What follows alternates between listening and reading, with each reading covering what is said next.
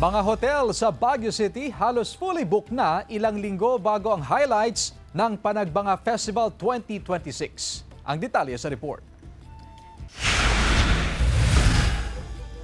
Mula sa Cabalaon yun, maagang bumiyahe paakyat sa Baguio City ang pamilya Anyon para mamasyal. Bukod sa mga tourist attraction, gusto raw nilang ma-experience ang malamig na panahon.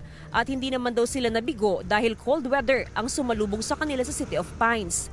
Nasa 11.6 degrees Celsius ang naitala na minimum temperature ngayong araw sa Baguio City. Opo, sobrang lamig po ngayon. Kasi nung last po na pumupunta kami, hindi masyadong malamig. Ngayon, mas lumamig po siya.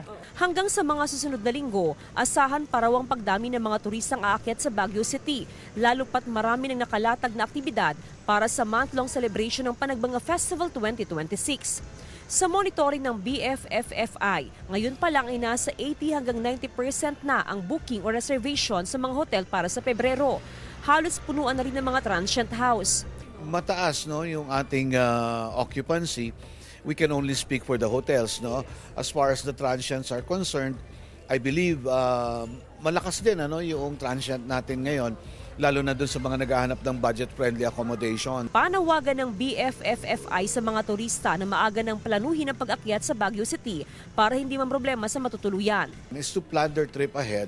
Wag lang yung on a whim, akit tayo ng Baguio, tulog tayo doon. May hirapan sila. They'll be spending so much time looking for a place to stay. Mauubos yung oras silang kahanap rather than enjoying yung pamamasyal. Nakaschedule sa February 28 ang Grand Street Dance Parade, habang nakatakda naman sa March 1 ang Grand Float Parade na dalawa sa pinaka-highlight ng Panagbanga Festival. Kasama si Daryl Peralta, Jasmine Gabriel Galban, One North Central Luzon.